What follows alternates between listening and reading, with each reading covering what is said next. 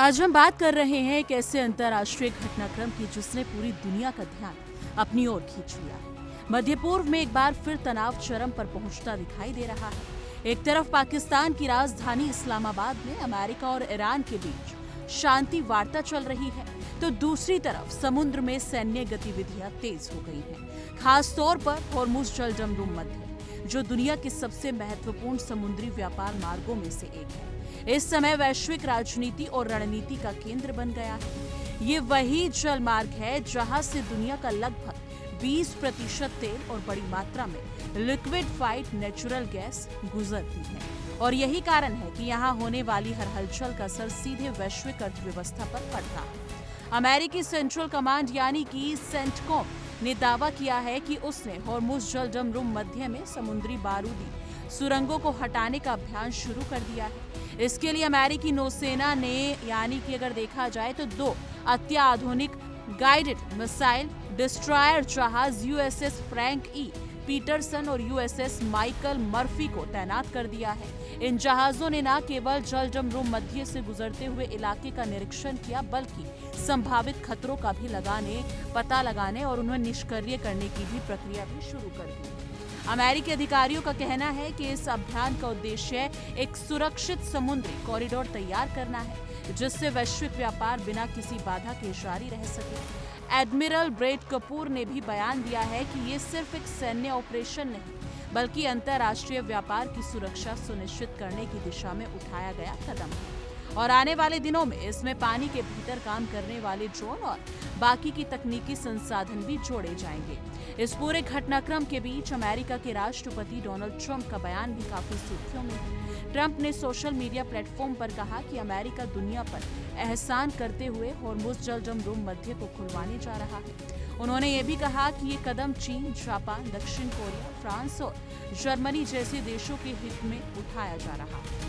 Trump के इस बयान ने वैश्विक राजनीति में नई बहस छेड़ दी है। क्या ये वास्तव में वैश्विक सहयोग की भावना है या फिर अमेरिका का शक्ति प्रदर्शन?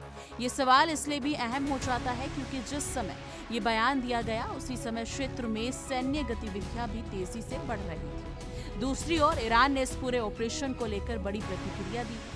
ईरानी मीडिया के मुताबिक उनकी सेना ने एक अमेरिकी युद्धपोत को स्पष्ट चेतावनी दी कि अगर वो आगे बढ़ा तो उसे निशाना बनाया जाएगा।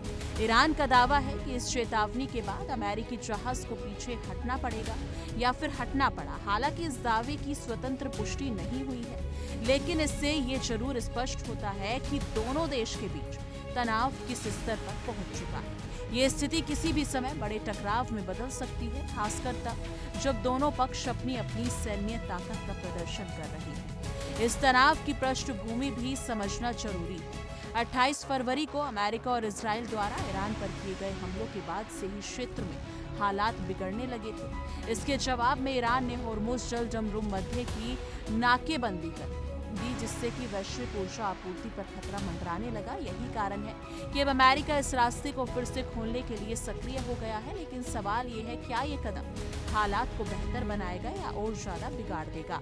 अगर इस स्थिति का वैश्विक असर देखें तो इसके गंभीर परिणाम हो सकते हैं। तेल की कीमतों में तेजी से उछाल आ सकता है, जिससे दुनिया भर की अर्थव्यवस्थाओं पर दबाव बढ़ेगा। भारत जैसे देशों के लिए स्थिति और भी चुनौतीपूर्ण हो सकती है, क्योंकि हम अपनी ऊर्जा जरूरतों का बड़ा हिस्सा आयात करते हैं। इसके अलावा सप्लाई चेन पर असर पड़ने से महंगाई बढ़ सकती है और आम लोगों की जिंदगी पर सीधा प्रभाव पड़ सकता है। अब सबसे बड़ा सवाल अब यही है कि क्या इस्लामाबाद में चल रही शांति वार्ता इस तनाव को कम कर पाएगी?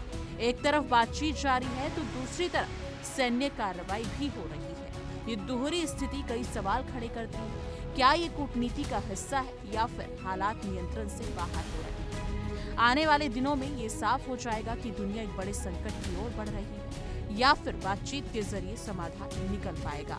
फिलहाल पूरी दुनिया की नजरें होर्मुज जलजमरूम मध्य पर टिकी हुई है। ये सिर्फ एक समुद्री रास्ता नहीं, बल्कि वैश्विक स्थिरता और आर्थिक संतुलन का प्रतीक बन चुका है। अब देखना ये होगा कि क्या ये तनाव एक बड़े संघर्ष में बदलता है या फिर कूटनीतिक प्रयास इसे टालने में सफल होते हैं। क्योंकि जिस हिसाब से वहाँ की स्थिति बनी हुई है, दिन पर दिन बद से बदतर होती जा रही है, और उसके बावजूद भी यानी कि अगर देखा जाए तो ईरान और अमेरिका दोनों ही पीछे नहीं हटने को तैयार हैं। बाकी के देश भी मध्यस्थ की भूमिका निभा रहे हैं, लेकिन उसके बावजूद भी स्थिति संभलने में नहीं आ रही है। अब देखना ये होगा जो इस्लामाबाद में ये वार्ता चल रही है कितनी सफल होती है, कितनी कारीगर साबित होती है, क्योंकि अगर देखा जाए तो ना ईरान पीछे हटने वाला है ना ही अमेरिका। लेकिन इस मुद्दे पर आपकी क्या कुछ राय है? कमेंट सेक्शन में अपनी राय जरूर साझा कीजिएगा। देखिए इंडिया डेली 24/7 अब आपके स्मार्ट टीवी पर। इंडिया डेली मौजूद है सभी डिजिटल प्लेटफॉर्म पर लाइव और लगातार। इंडिया डेली 24/7 हर दिन राष्ट्र को समर्पित।